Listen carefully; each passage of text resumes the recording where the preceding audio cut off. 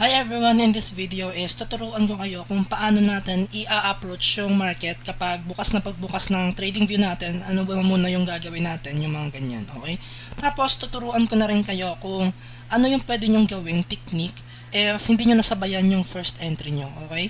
Meron tayong second entry, third entry na ituturo dito. So dapat at this point, abang pinapanood mo tong video na to is napanood mo na rin dapat yung order block video natin kasi hindi mo to maiintindihan if hindi mo gets yung order block. So una, okay, ano ba muna or paano natin i-approach yung market?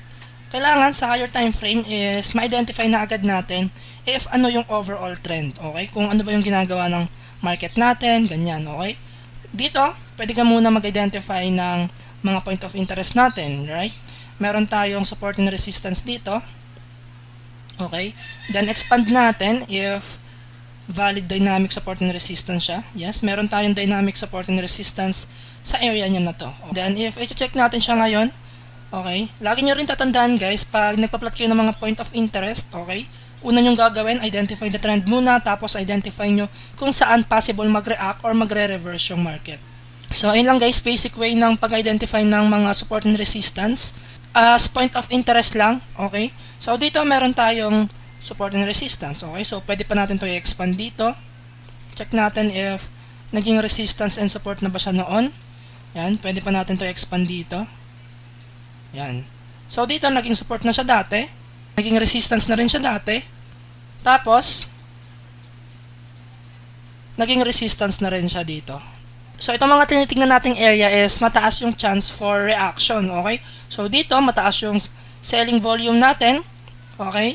If dito, once na tumama dito yung price, baka makakita tayo ng reversal, okay? So, madami pa tayong pwedeng gawing confluence na pwede nating tignan, okay? Like, pwede pa tayong bumaba sa 4-hour time frame na pandagdag lang natin ng confluence na possible mag-react nga dito yung price, okay?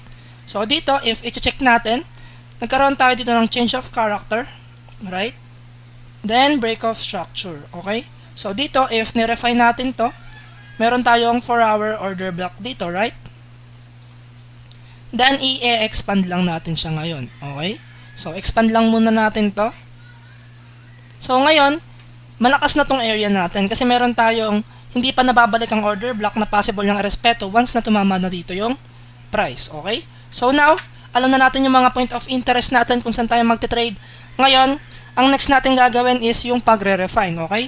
Pwede pa natin to panipisin guys, pwede pa tayong bumaba sa 1 hour, 15 minutes, so depende na yun sa trading style nyo, okay? Pero dito mag-i-stick na lang tayo sa 4-hour time frame. So ngayon, after natin ma-identify yung trend, okay? Ano ba muna yung trend? Ano ba muna yung nangyayari sa higher time frame? Okay, punta muna tayo sa 1 day, 1 week, okay? Identify natin kung ano ba nangyayari sa 1 week, okay? So ngayon, overall natin sa higher time frame bias natin is nagkaroon tayo ng impulsive movement dito. Then ngayon, nagko-correct yung market. So mataas yung chance na maglalaro lang yung price dito sa range niya na to. Dito sa support and resistance natin na area. So ang gagawin natin, alam na natin na nagko-correct siya sa higher time frame. Then i-check naman natin yung recent niyang move. Ano bang ginagawa sa recent niyang move? Okay? Alam nating nagko-conso siya sa higher time frame. So identify naman natin yung recent niyang move, which is ito. Okay, identify natin, basahin natin. So, if naglagay ako dito ng trading range, meron akong trading range dito. Then ngayon, meron tayong mga imbalance na possible balikan in the future. Meron tayong imbalance dito. Meron tayong imbalance dito. Okay, so di ko pa ata natuturo tong imbalance, pero ituturo ko din to. Okay, so, etong mga imbalance na yan guys is babalikan yan in the future. Okay, so tayo, saktong-sakto na nasa sell zone natin sila or malakas yung sellers dito kaysa sa mga buyers. So, ngayon meron pa tayong 4-hour order block. So, ang gagawin natin, pwede natin targetin yung mga imbalances na to. Okay, yung imbalance na yan, imbalance na to. Okay, so ngayon, hindi naman agad natin yan i-trade. Okay, point of interest lang natin yan. Okay, so dito na natin ipapasok yung don't chase the market, just do this. Okay, so ito na yung tips ko sa inyo if meron kayong na-miss na entry. Okay, so ngayon na-identify na natin yung mga point of interest natin, kung saan siya mataas yung possible na mag-react yung market. Ngayon, punta na tayo ngayon sa 1 minute. Okay, so ngayon nasa point of interest na natin siya. Ang gagawin natin ngayon is entry. Okay, mag-entry na tayo ngayon. Okay, wait lang muna natin ng confirmation. Yan, hanap tayong change of character, break of structure. Okay? So, ayan. Okay? So, ngayon dito guys, nakita na natin, meron na tayong isang confirmation na pwede nating i-quick trade, intraday, okay? Asan yung last against candle bago niya ma-break tong structure natin or yung bago natin to ma-violate yung low natin dito, okay? So, ngayon, meron tayong entry 1 natin itignan, which is this. Ayan, meron tayong entry 1. Then, meron tayong entry 2 na tinitignan din dito. Okay? So, ngayon, if hindi niya na-violate if hindi niya na-respeto tong first entry natin, if binasag niya, meron tayong second entry dito. Okay? So, ngayon, if identify natin yung first entry natin dito, first entry natin dyan. Okay? So, let's see what will happen. Yan. Then, entry ka dito. First entry mo, aggressive entry. So, kapag nasa lower time frame ka, like 1 minute, ayun, ano mo na, expect mo ng aggressive yan, okay? Aggressive dapat yung mga entry mo dyan. Okay? So, entry ka dito. So, yung TP mo, pwedeng 1:3, targetin mo lang tong low dito. So, your choice na yun. Okay? So, nag-react. Okay? Nag-react na siya dito. Next, sabihin natin, coach, di ko po nasabayan yan, coach. Okay? So, baba na tayo ngayon or taas tayo sa higher time frame, like 5 minutes. Guys, okay? Sabihin natin, hindi natin nasabayan yung first entry natin sa 1 minute bago siya bumagsak na yon, yung first aggressive trade natin. Ang pwede nyo naman gawin is taas lang kayo ng time frame. Okay? Wag nyo na pansinin yung 1 minute. Pwede na kayong umadjust sa 3 minutes, 5 minutes. Okay? Then ngayon, hanapin natin yung pinaka-clear na order block. Okay? So, ano ba yung nasa cheat sheet natin na order block? Which is ito. Okay? Meron tayong order block niyan. Yung order block na yan is nasa cheat sheet natin. Okay? So, ngayon, check muna natin if valid bang order block yan. Okay? Dito, nagkaroon tayo ng change of character na violate na tong low natin. So, pwede natin yung tignan as order block. So, meron tayong entry 1 dyan. If hindi man ito nirespeto, ito yung entry 1 natin. So, yung entry 2 natin, which is yung nasa cheat sheet din, is ito. Okay? So, if hindi niya ito nirespeto, yan, gumanyan siya. Dito yung entry 2 natin. Okay? So, if nirespeto naman siya, ito yung entry 1 natin. Okay? So, dapat lagi tayong may backup plan. Okay? So, if dito nirespeto, okay, dito naman ako mag-entry. Okay? So, let's see. Then, touch. Touch. So, yung take profit niya, pwedeng 1:3, pwedeng yung mga low lang dito. Okay? So, choice nyo na yon. So, let's see what will happen.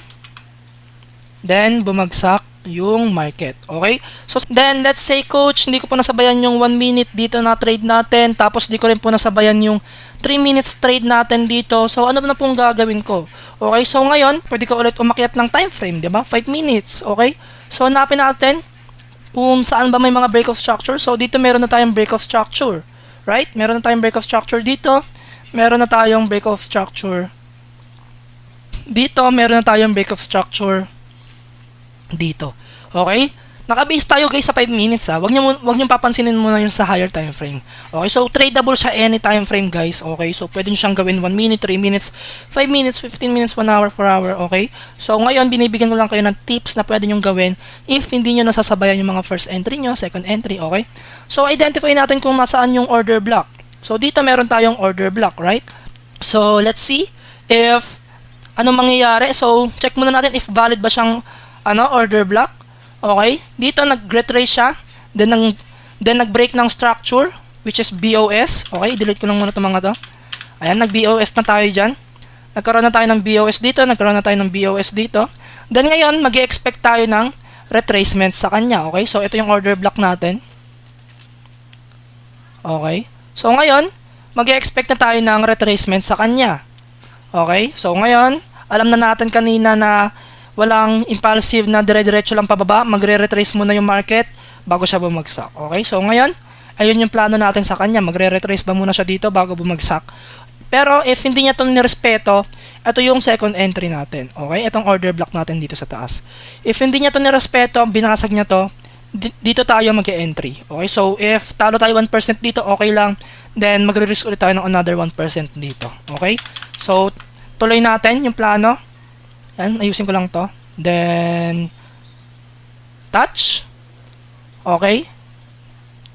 Third entry na to guys ha. Third entry. 5 minutes entry na natin to. Then, ngayon, check natin. Yun, bumagsak na siya. Okay. Check natin hanggang saan siya babagsak. Tingnan natin if aabutin ba tong trading range natin na pinilat natin kanina sa higher time frame. Aabutin ba to? Okay. Pwede ka pang mag-entry dito guys. Right? Pwede ka pa mag-entry dyan. Pero wag na natin pansinin muna. Focus lang muna tayo sa tinuturo ko. And then, ayun. Okay? So, ngayon, meron ka ng 3 entries sa 1 minute, sa 3 minutes, tsaka sa 5 minutes, di ba? So, sabihin natin, coach, hindi ko pa rin po siya nasabayan. I got you, okay? So, pwede ka na ngayon umangat sa, sabihin natin, 2-hour time frame, okay? Medyo swing trader ka na. Okay? Sabihin natin, coach, hindi po ako masyadong, ayan, balik lang natin yung drawing, ayan. So, sabihin natin, coach, hindi po ako masyadong, busy na po ako, kaya po hindi ko po nasabayan yung mga small time frame entries natin. So, ano na pong gagawin ko? Ayan, so, zoom out, okay? Pwede ka nang pumunta sa 1-hour time frame, 2-hour time frame, 4-hour time frame, okay? Nakadepende na sa'yo yan. Okay, so ngayon, di ba, nasan ba dito yung tinuturo ko sa inyong order block? Okay, meron tayong BBB dito, right? Nasa cheat sheet natin yan. Meron tayong BBB dito. Ba, obvious na obvious. Di ba? Alisin lang muna natin tong mga to. Okay? Alisin muna natin yung mga point of interest natin. So, meron na tayong order block dito. Pero ang tanong, valid ba siyang order block? So, ano ba yung mga confirmation natin na valid yung order block? Kailangan nag-break siya ng low. Ayan, meron tayong change of character or break of structure para masabi natin siyang order block. Okay? So, ngayon, valid naman siya. Meron na tayong change of character na nangyari. So, ang gagawin na lang natin ngayon is for swing traders na to guys, okay? Para na to sa mga hindi intraday. Kasi yung mga intraday kanina, ano yung tinuro kong 1 minute entry, 3 minutes entry, 5 minutes, yung mga ganyang entry, okay? So, ngayon, medyo swing traders na to. Mga ilang days nyo to hawakan, 2 days, 3 days, mga ganon. Okay, pwedeng hanggang kinabukasan, depende sa galaw ng market. So, obvious na obvious guys, di ba? Ang linaw, zoom out ka lang, check mo lang yung pinakamalinis na order block, na valid order block, 'di ba? So ngayon, mag-expect tayo ng retracement sa kanya, patience lang muna, then magke-create siya ng lower low. Then wait natin if ano mangyayari. Then okay. Entry, right? Entry na dito, may entry na tayo dito. Then tama na yung nag-retrace na. Okay? Nag-retrace na yung market. So anong next na movement ni market after ng retracement? Impulse, correction or retracement, then another impulsive. So, pwede nyo targetin tong low niya dito. So, let's see. Then, ayan. Kita nyo guys? So, pwede nyo siyang ulit-ulitin, di ba? If hindi nyo nasabayan yung 1 minute entry, 5 minutes entry, 3 minutes entry, 15 minutes, di ba? So, zoom out lang kayo, di ba? Check nyo yung higher time frame. May makikita kayong napakalilinaw na order block. Okay? So, ayun lang guys. Then, after nyo ma-approach, okay, ito na yung parang isa-summarize ko na yung mga tinuro ko sa inyo ngayon. After nyo malaman yung trend natin sa higher time frame, yung mga point of interest natin, kung saan magre-react yung market, okay, so, pwede na kayong bumaba sa 1 minute, 3 minutes, 5 minutes for confirmation entries. Okay? So, after nyo malaman yung mga entries natin, di ba?